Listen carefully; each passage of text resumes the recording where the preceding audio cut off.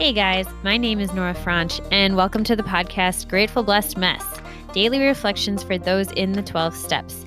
I am a fellow 12-stepper and certified mindset coach, and I am here to introduce you to the value of mindset coaching in your 12-step journey.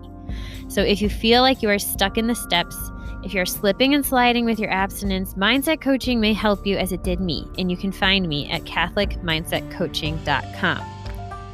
These episodes are meant to invite you in to consider the truths of 12-step wisdom and to join in the very real struggle of living them in action.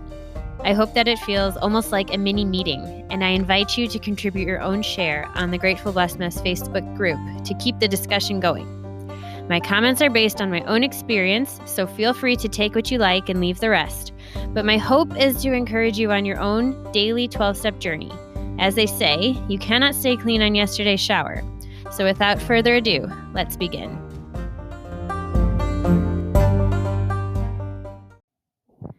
Hey guys, like I promised, we're reading again from The Language of Letting Go, Melody.The's book.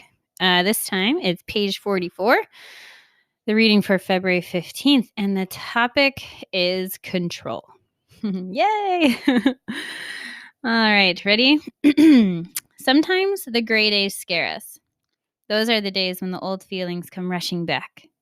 We may feel needy, scared, ashamed, unable to take care of ourselves. When this happens, it's hard to trust ourselves, others, the goodness of life, and the good intentions of our higher power. Problems seem overwhelming. The past seems senseless. The future bleak. Wow, can anyone else relate to all this? I'm really, really resonating. Moving on. We feel certain the things we want in life will never happen. In those moments, we may become convinced that things and people outside of ourselves hold the key to our happiness. That's when we may try to control people and situations to mask our pain. When these codependent crazies strike, others often begin to react negatively to our controlling. When we're in a frenzied state, searching for happiness outside ourselves and looking to others to provide our peace and stability, remember this. Even if we could control things and people, even if we got what we wanted, we would still be ourselves. Our emotional state would still be in turmoil. People and things don't stop our pain or heal us.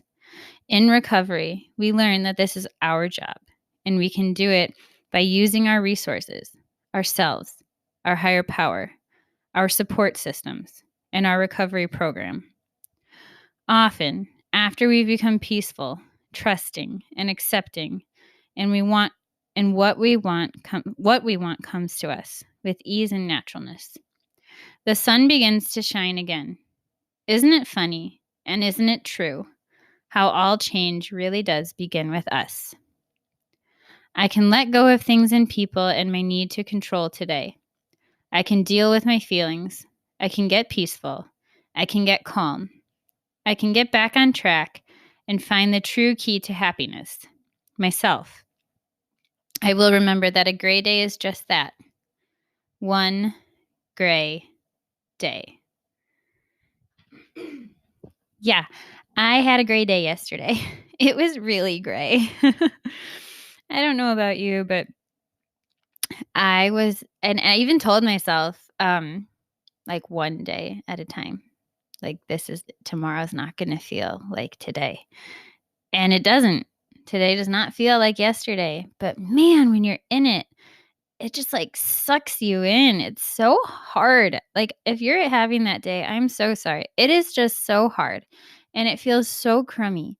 And it is so hard to lift your head up to hope.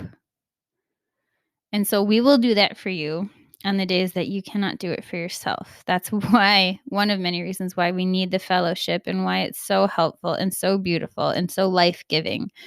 Because I've heard the analogy, we're like a chain link fence. If one of the links gets weak, the rest of the chain holds it up. And you do it for me today, and I do it for you tomorrow, and he does it for you next week, and it goes around and around and around. You stick around long enough, you'll be on the giving and receiving end of that many times over. And that's a beautiful thing. It makes me think of one of my favorite prayers that I've mentioned before, that St. John Cardinal Henry Newman, there's a lot of names there, but it's that I'm a link in a chain. I am a bond of connection between persons. And I leaned on that so heavy in my early days in program, where I was not abstinent at all and was just, in serious struggle. And I still lean on it now, especially when there's things going on that either I can't understand or I'm going through a lot of pain. I remember I'm a link in a chain of bond of connections between persons. Like, I have not been made for naught.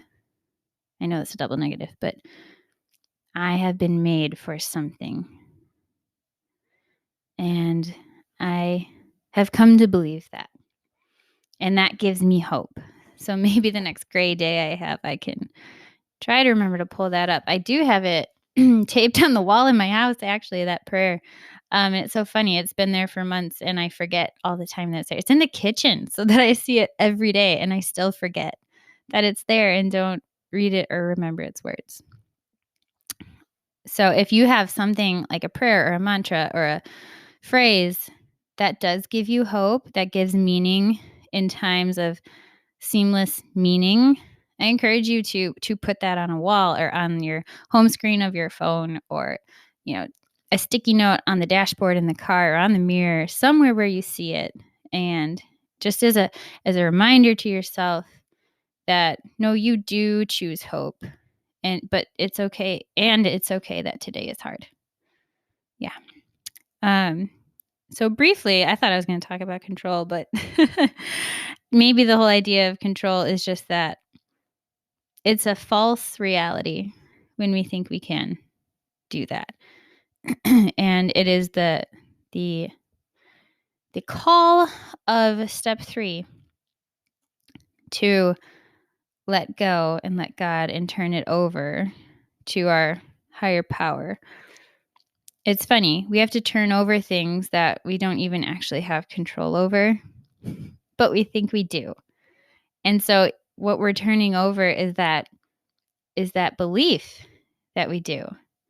Because if I'm turning over maybe a person or a situation that I don't like, I actually don't have any pull or power in that thing that's outside of me. But the belief that I do is driving me batty and is making me sick. And it's insane. It's insanity.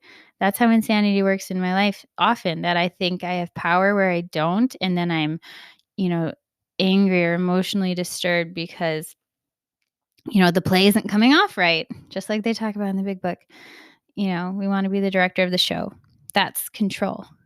And so it's okay. We all do it. But recognize that, what they say here, that codependent crazy in your life, and give it to God when you see it. With that, I pass.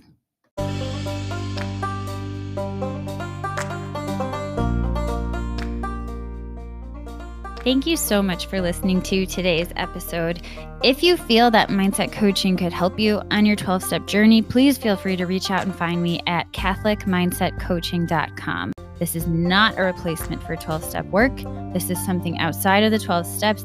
It is simply something that has a heart for the 12 steps and those who are in it. And so, welcome. If you are here, chances are you may also be a bit of a mess. And I hope that you can learn to find some gratitude in the blessings that have come from your messes.